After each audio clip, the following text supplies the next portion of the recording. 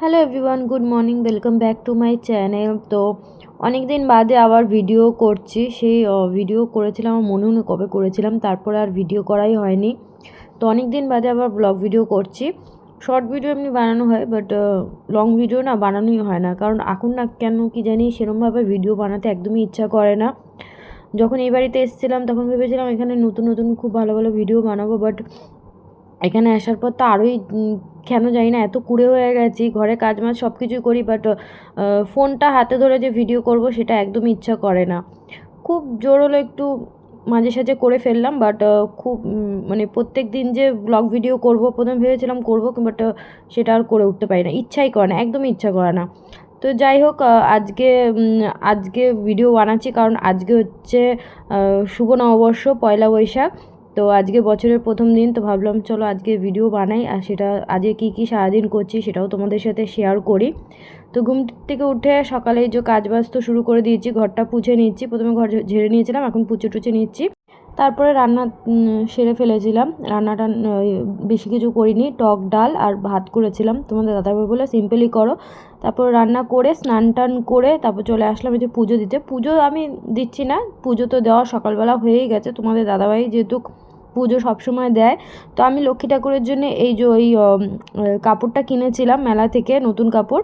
তো ভাবলাম যে আমি আজকেই চলো আজকের দিনে পরিয়ে দিই, পয়লা বৈশাখে নতুন বছর তো ঠাকুরকে, এই লক্ষ্মী ঠাকুরকে এই জামা কাপড়টা পরিয়ে দিচ্ছি। আর আমি যে প্রথমে জামাটা পরানো ছিল সেটা একটা সিম্পল ছিল, সেটা আমি হাতে বানিয়েছিলাম, তো সেগুলো পরালে না সেরকম একটা ভালো লাগে না। এরকম একটা কালারফুল পরালে পরে দেখি ভীষণ ভালো লাগে লক্ষ্মী ঠাকুরকে।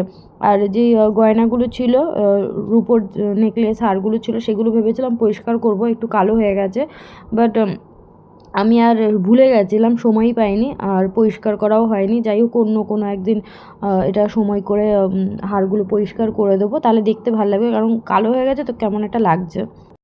তো ঘরে কাজ মাজ করে স্নান টান করে পুজো তো দেওয়া হয়েই গেছিলো, তোমাদের দাদাভাই যেহেতু পুজো দিয়ে দেয়, তো যেহেতু ঠাকুরের জন্য পয়লা বৈশাখে নতুন কাপড় কিনেছিলাম মেলা থেকে, তো ওইটাই পরিয়ে দিলাম। আর এমনি পুজো দেওয়ার ছিল না, পুজো তো দিয়েই নিয়েছিল। রান্নাবান্না আমার হয়ে গেছে। আজকে নিরামিষ, যেহেতু মঙ্গলবার, সেরকম কিছু করতে পারিনি, শুধু টক ডাল আর ভাত করেছি। ও বললো টক ডাল দিয়েই শুধু খেয়ে নেবে। তো পয়লা বৈশাখে কী কী কেনাকাটা তো আমি সেরকম এবার করিনি, মানে কেনাকাটা এবার করাই হয়নি ধরতে গেলে। তো দিদি বাড়ির থেকে আর আমার শ্বশুর বাড়ির থেকে কি দিয়েছে চলো তোমাদের দেখাই। তো আজকে পয়লা বৈশাখ যেহেতু একটু বেরোবো, আজকে এই ড্রেসটা পরবো, যেটা কিছুদিন আগে জুডিও থেকে কিনেছিলাম। এটার অবশ্য ভিডিও তোমরা দেখেছো। এই ড্রেসটা জুডিও থেকে কিনেছিলাম, পয়লা বৈশাখ উপলক্ষে না, এমনিই জাস্ট গেছিলাম তো কেনা হয়েছিল। তো এটা আজকে পরবো।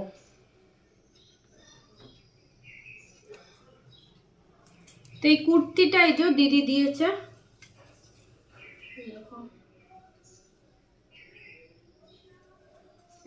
তো এই কুর্তিটা দিয়েছে আমাকে, আর তোমাদের দাদাভাইকে দিয়েছে এই শার্টটা, হাফাতা আছে। এই শার্টটা তোমাদের দাদাভাইকে দিয়েছে, তো এটা দিদি দিয়েছে আমাদের দুজনকে। আর আমার শাশুড়ি কালকেই পাঠালো এই যে এই নাইটিটা। এই হাতাটা ছিল না, হাতাটা এই মাত্র আমি লাগালাম আজকে মেশিনে বসে। তো এই নাইটিটা আমার শাশুড়ি দিয়েছে। আর ছেলেকে দিয়েছে এই হাফ প্যান্ট। প্রত্যেক বছরই আমার শাশুড়ি আমাকে নাইটি, মানে দুই বউকে নাইটি আর দুই ছেলেকে এরকম হাফ প্যান্ট দেয়। তো এবছরও দিয়েছে। কালারটা বেশ ভালো লাগছে, লাল কালারটা না, ফোনের মধ্যে একটু বেশি লাল লাল লাগছে। তো এইটা দিয়েছে। আর এমনি আমি কেনাকাটা বললাম না সেরকম করা হয়নি, কিন্তু কিছুদিন আগেই, এটা পয়লা বৈশাখে না, অবশ্য কিছুদিন আগে কিনে রাখা ছিল আমার এই একটা, এই যে কুর্তি, শর্ট কুর্তি এগুলোকে বলে, এটা শর্ট কুর্তি, এই একটা আর এই একটা শর্ট কুর্তি, এই দুটো শর্ট কুর্তি। এটা অবশ্য আমার পরা হয়ে গেছে অনেক আগেই, যেহেতু কেনা ছিল পয়লা বৈশাখের উপলক্ষে না, পয়লা বৈশাখের আগেই আমার কেনা হয়েছিল। তো যাই হোক, যেহেতু নতুন রয়েছে এর জন্য তোমাদের সাথে শেয়ার করলাম। তো পয়লা বৈশাখে এই দিদিবাড়ির থেকে আর শ্বশুরবাড়ির থেকে এই জিনিসগুলো দিয়েছিল, সেগুলো দেখালাম। আর আজকে একটু বেরোবো, দিদিদের বাড়ি ওখানেই যাবো। আর 2 জায়গায় নেমন্তন্ন আছে, পয়লা বৈশাখের জন্য নেমন্তন্ন করেছে, তো সেখানেই যাব। তো চলো বিকালবেলা আবার তোমাদের সাথে দেখা হচ্ছে। তো আমি রেডি হয়ে গেছি, এখন কটা বাজে? 6:30 বাজে। এই ড্রেসটা এই পয়লা বৈশাখে ফার্স্ট টাইম পরলাম। আর তোমার দাদাভাইকেও দিলাম নতুন জামা, খুলে আছে শুধু এটা এটা কেটে দাও, এটা কাটবো, এটা পরে দেখুন না বাইজান হবে এক্সেলই আছে।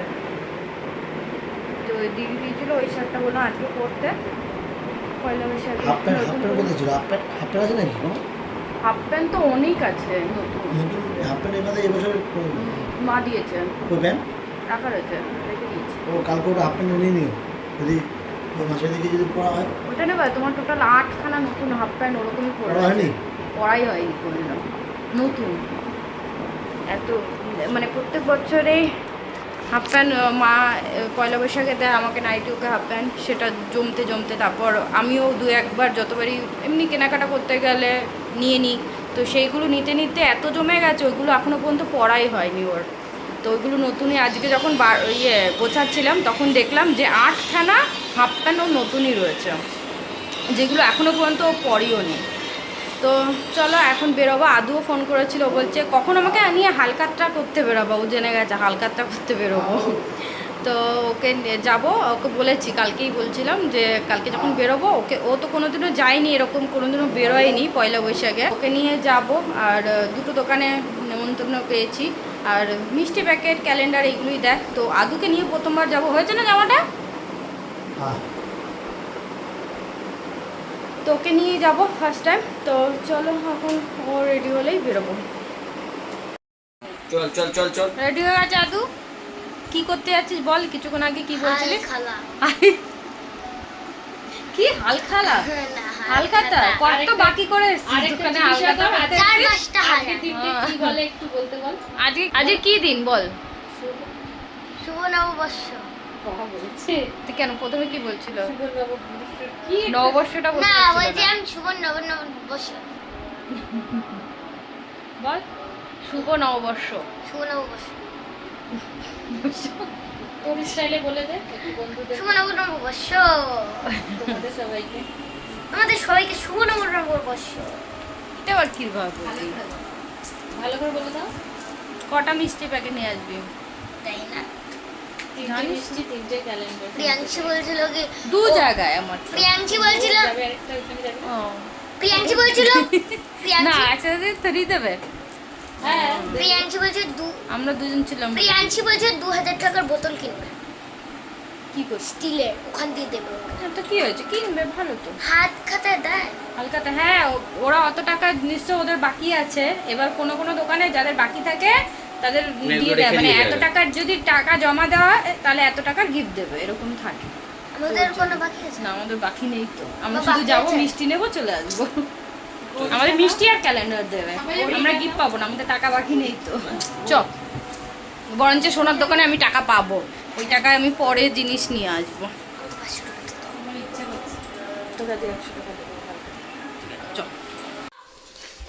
দেখো আজকের দিনে পড়ে গেল। এই যে গোপালকে নতুন জামা পরিয়েছে, আগের দিন মেলায় নিয়ে গেছিলাম ওকে, তো মেলায় গেছিলাম, তো ওখান থেকে এই ঠাকুরের জামাগুলো কিনেছে। এই একটা গোপালের জন্য আর একটা গোপালের জন্য আজকে পরিয়েছে, আবার চকলেট দিয়েছে খেতে। নে আমিও আজকে লক্ষ্মী ঠাকুরকে ওই জামাটা পরিয়েছি নতুন। দাদু আবার মেলায় যাচ্ছি, 100 টাকা দাও। মেলায় যেতে হবে না, আজকে মিষ্টি মাছ সাথে যাচ্ছি। আজকে মিষ্টি পাপা যাচ্ছে না তো, মিষ্টি পাপা পয়সা দেবে না তো, তাহলে দাদু এখানে এসে একটু কথা বলা আছে। আগে আসো, তুমি আসো। দাদু আসো না, আগে এত এমনি করতে নেই, আসো। 3, 2, 1 কি বলো ওই যে আমি 1 টাকা দিয়ে দাও। কোথায় যাচ্ছিস? দাদু 50 টাকা এখন কিছু হয় না দাদু 100 টাকা সেটা 100 টাকাও কিছু হয় না। দাদু জীবন মোবাইল কাল পরশু 100 টাকা নিয়ে দাদু মানে বাতা আছে দাদু জীবন বসে দাদু জীবন দাদু প্লিজ দাদু চল আর নেই বেটা দাদু জীবন বসে না তো একটা চার চার কি হয়েছে? এত বড় তো আটবে নাকি? ভারী হয়ে যাবে ব্যাগ আমার। সুবল ভাই ধন্যবাদ তুই টাকা দিয়ে নিয়ে নিলি? চ তাতে দেরি হয়ে যাচ্ছে।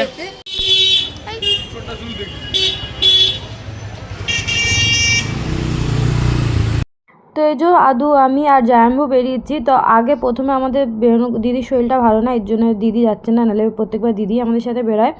তো আমি আর আদুই বেরোবো ভেবেছিলাম। তো হঠাৎ করে জায়াম্বু বললো যে আমারও নেমন্তন্ন আছে, আমাকে পরে যেতেই হবে, তো তোরা দুজন একা যাবি, চ আমি দিয়ে আসছি, আমার সাথেই চ। তো এর জন্য জায়াম্বু আমাদের সাথে আসলো, তো একসাথেই চলে এসেছি। আর এই যে সবার প্রথমে অসীমদার দোকানে এসেছিলাম, সেখানে বসলাম, মিষ্টি প্যাকেট দিল দুজনকেই, আর তো ওটা নিয়ে এসেছিলাম। তারপর এই যে কাকিমার দোকানে, কিন্তু পরে কাকিমার দোকানে এসে জানতে পারলাম এখানে কসমেটিকের জিনিস পাওয়া যায়, কাকিমার কাছ থেকেও কসমেটিকের জিনিস কিনি। তো কাকিমা নিমন্ত্রণ করেছিল, বাট গিয়ে জানতে পারলাম যে কাকিমার মেয়ে জামায় অ্যাক্সিডেন্ট হয়েছে, খুবই মেজর অ্যাক্সিডেন্ট হয়েছে, যার জন্য কাকিমা এখানে নিয়ে আর পুজোও করতে পারিনি, ফোনে কথা বললো। তো যাই হোক, শুনে ভীষণ খারাপ লাগলো। তারপর ওখান থেকে বেরিয়ে আমরা দেখো গান্ধীমোড়ের দিকে এসেছি। এত প্রচণ্ড ভিড়, কি বলবো, মারাত্মক ভিড় ছিল। প্রত্যেকটা দোকানে তো ভিড় থাকেই, আর রাস্তাঘাটেও ভীষণ জাম ছিল, মানে এক জায়গা থেকে আরেক জায়গায় যেতেই ভীষণ মানে অনেকটা টাইম লেগে যাচ্ছিলো। আর তার মধ্যে আমার জায়াম্বু স্কুটিতে করে এত ধীরে ধীরে গাড়ি চালায়, আর কোনো জায়গায় যাচ্ছে তো যাচ্ছে, আস্তে আস্তে যাচ্ছে, এক একটা সময় নিচ্ছে, আর তার মধ্যে অর্ধেকটা সময় তো ফোনের মধ্যেই গল্প করে কাটিয়ে দিচ্ছে। আমরা দাঁড়িয়ে রয়েছি তো দাঁড়িয়েই রয়েছি, মানে যেখানে আমরা হয়তো আমি আর আদু গেলে খুব বেশি হলে 1 ঘন্টার মধ্যে আমরা সব কিছু কাজ নিপটিয়ে ঘুরে ফিরে চলে আসতাম, সেখানে আমার জায়াম্বুর সাথে গিয়ে অনেকটা সময় গেছে, মানে বাড়িতে যেতে যেতে আমাদের 9টা বেজে গেছে এরকম। তো ওখানে মলেও এসেছিলাম, একটু গেঞ্জি পছন্দ করছিলাম, মা বলেছিল রোহিতের জন্য একটা গেঞ্জি কিনে আনতে। তো ওখানে সেরকম একটা সাইজ পেলাম না, তারপর লাস্টে এই যে কাকুর দোকানে আসলাম। তো এই কাকুর কাছ থেকে গেঞ্জিটা নেওয়া হলো, কারণ রোহিত এত রোগা, ওর গায়ে জামা পাওয়া মানে মুশকিল, ভীষণই মানে সব জামাই ঢেলে ঢেলে লাগে। তো যাই হোক, ওখানে দেখো আমরা এখানে জিনিস নিচ্ছিলাম, আর ওখানে জায়াম্বু ফোনের মধ্যে বলছি না, যেখানেই যাচ্ছে মানে ফোনের মধ্যে সেই যে সারাক্ষণ কী যে কথা বলছিল, মানে ওই কথা বলতে গিয়ে আমাদের জিনিস নেওয়া হচ্ছে, আমাদের কাজ হয়ে যাচ্ছে, বাট আমরা দাঁড়িয়ে অপেক্ষা করছি। এই যে আমি আর আদু মিলে এখানে অপেক্ষা করছি যে কখন জায়াম্বু গাড়িটা নিয়ে আসবে, আমরা বাড়ির দিকে রওনা দেবো, তাড়াতাড়ি বাড়ি যাব। কিন্তু জায়াম্বু সেই স্কুটি আনতে গিয়ে ওখানেই দাঁড়িয়ে প্রায় 8 ঘন্টা মতন গল্পই করেছে, মানে স্কুটি নিয়ে ওখানে দাঁড়িয়ে দাঁড়িয়ে গল্প করছে। তো যাই হোক, তারপর আসলো, তারপর জায়াম্বু আরেকটা দোকানে নিয়ে আসলো এখানে। তো এখানে এসছি, আমাদের এই যে কোল্ড ড্রিঙ্কস দিয়েছিলো, আর আদুর জন্য কিছু কেনারও ছিল, সেটাও কিনে আমরা বাড়ি গেলাম। তো আমরা কি করে চলে এসেছি? হালকাতা করে চলে এসেছি। মেলা যাবার কথা ছিল। তো মেলা যা না, তুই তো বাবার সাথে যা, এখন বাজে 9টা বাজে, এইমাত্র আসলাম, আর এত রাস্তায় জাম ভিড়, কি বলবো, আমার তো তুই জানা কি পেলাবি না। তো ওই যে কাকিমার দোকানে গেছিলাম, ওখানে যাই হোক ওদের মেয়ে জামায় অ্যাক্সিডেন্ট হয়েছে, তো উনি করার কথা ছিল, আমাদের নেমন্তন্নও করেছিল, হঠাৎ করে এরকম হয়েছে কে জানে। তো গিয়ে আমি জানতে পারলাম, এর জন্য পুজো করিনি বললো। তো এবার কি হয়েছে, একটাও মিষ্টি পাইনি। প্রতিবার তো সব জায়গা দিয়ে মিষ্টি পাওয়া যায়, তো কি করেছে, লাড্ডুর প্যাকেট রয়েছে আর সোমপাপড়ি রয়েছে, যে খুলছে এখন, আর কোল্ড ড্রিঙ্কসও দিয়েছে তার সাথে। আর এটার মধ্যে যেন কি আছে, এটা একটা ওইটা লাড্ডুর সাথে কি একটা মানে কি যেন কোল্ড ড্রিঙ্কস টাইপেরই অন্য কিছু। হ্যাঁ, তো দিদিদের বাড়িতেই ছিলাম, আর হঠাৎ করে এখন দেখছো এই যে স্টেজে প্রোগ্রাম হচ্ছে, গান গাইছে, তো এখানে কি করে চলে আসলাম। তো তখন দিদিদের বাড়ি থেকে আর ভিডিও করিনি। তো আদু এই যে এখানেই মেলা হচ্ছিল, এসে ঘুরে গেছে ওর বাবার সাথে, আমাকে বলেছিল আসতে, বাট আমি আসিনি। এর আগের দিনও আদুকে নিয়ে তোমার দাদাভাইয়ের সাথে আমরা এসেছি, মেলা ঘুরে গেছি, সেদিনকেও এক গায়ক এসেছিলো, আর আজকেও দেখো এক গায়ক এসছে, ওনার নাম হচ্ছে রাজ বর্মন। তো আদু মেলা দেখে গেল, তারপর রাত 11টার সময় তোমাদের দাদাভাই আসলো আমাকে বাড়ি নিয়ে যাওয়ার জন্য। তো আমরা বাড়ি যাওয়ার পথে দিদিদের বাড়ির থেকেই মানে মাইকে শোনা যাচ্ছিলো গান, অনেক সুন্দর সুন্দর গানগুলো করছিল। তো যাওয়ার পথে তোমাদের দাদাভাইকে বললাম যে এখানে চলো একবার দেখে আসি প্রোগ্রাম, সেরমভাবে তো এসে দাঁড়িয়ে দেখা হয়নি। তো রাজবর্মন এসছে, ভীষণ ভালো সুন্দর সুন্দর গান করছিল, আর প্রত্যেকটা গান আমার ফেভারিট ছিল, যে কটা গান করেছে খুব সুন্দর সুন্দর করেছে আর খুব ভালোও লাগছিলো। আর তো ওকে বললাম, তো নিয়ে আসলো, আর এসে দেখি কি ভিড়, মানে এই রাত 11টার সময় যে এত ভিড় হবে আমি ভাবতে পারিনি। একে তো মেলাতে তো লোকজন রয়েছে, মেলা থাকলেও এত রাতে মেলাতে অত লোকজন থাকে না, বাট এই যে এত সুন্দর সুন্দর গান হচ্ছে, রাজবর্মন এসছে গান করছে। আর এই 4 দিন এইখানে যে স্টেজ প্রোগ্রামটা হয়েছে এটা 4 দিন ছিল, মানে আজকে পয়লা বৈশাখ পর্যন্তই লাস্ট আজকে। তো প্রত্যেক দিনই কোনো না কোনো গায়ক এসছে, তো আজকেরটা যেন বেশি ভালো হয়েছে প্রোগ্রামটা। তো আমি তারপর আমাদের চেনাশোনা কয়েক লোক ছিল, প্রথমে তো ঢুকতে দিচ্ছিল না, তারপর চেনাশোনা লোক ছিল তো ভেতরে, মানে বসার জায়গার ওখানে। তো আমি কিছুক্ষণ বসে ভিডিও করলাম, তারপর প্রোগ্রাম দেখলাম। তারপর দেখলাম সবাই মানে সামনে গিয়ে সেলফি নিচ্ছিল, তো উনি সবাইকে সেলফি, মানে নিজেই ফোন নিয়ে সেলফি তুলছিল। তো আমার খুব ইচ্ছা ছিল আমি সামনে গিয়ে একটু মানে ওনার সাথে ফটো তুলতাম, মানে সেলফি নিতাম। তো তোমাদের দাদাভাইকে বললাম, তো ও বললো যে না, আপনি দেখছো সামনে কত ভিড়, এবার তুমি সেলফি নিতে যাবা, অনেক দেরি হয়ে যাবে, আর এত ভিড়ের মধ্যে দরকার নেই যাওয়ার। আমাদের অনেক চেনাশোনা লোক পরিচিত ছিল অনেকেই, যারা ওনার সাথে মানে সেলফি নিয়েছে সামনে গিয়ে, কিন্তু আমাকেই তোমাদের দাদাভাই যেতে দিল না, বললো অনেক দেরি হয়ে যাবে, এত ভিড়ের মধ্যে যাওয়ার দরকার নেই। এবার আমি কি বলবো, আমি বললাম বেশি বলার দরকার নেই, দাদা হলো ওর সাথে রাগারাগি হয়ে যাবে, তো দরকার নেই সেলফি নেওয়ার, ঠিক আছে দেখাতে নিয়ে আসছে এটাই অনেক। তো আমার ভীষণ ইচ্ছা তো ছিল যে সেলফি নেব, বাট সেটা আর হয়ে উঠলো না। তোমাদের দাদাভাই বললো, রাগ করছিলো যে দেরি হয়ে যাবে, ভিড় রয়েছে এই বলে, তার সেলফি নেওয়া হলো না আমার। তো যাই হোক, আর ওনার দেখলাম ব্যবহারটাও ভীষণ ভালো লাগলো। এক একটা সেলিব্রিটিরা কী হয়, মানে এরকম স্টেজ প্রোগ্রাম করতে এসে এত টায়ার্ড ফিল করে, কি এত মানে একটু ওদের আবহাওয়াবে একটু বোঝা যায় যে একটু অহংকারী, একটু মানে কি বলবো ওটাকে, একটু অ্যাটিটিউডেই বোঝা যায় যে একটু বিরক্ত ফিল করছে বা কিছু, কিন্তু সেরকম কিছু মনে হলো না। মানে যেই বলছে না কেন সেলফি নেবে, তার ফোনটা নিজেই নিয়ে কি সুন্দর ফটো তুলছিল। তো বেশ হাম্বল টাইপের, বেশ ভালো লাগলো। মানে এতক্ষণ ধরে প্রোগ্রাম করছে, একটানা গান করছে, কোনো বিরক্ত বোধ দেখাচ্ছে না, তো সেই জিনিসটাও ভীষণ ভালো লাগলো।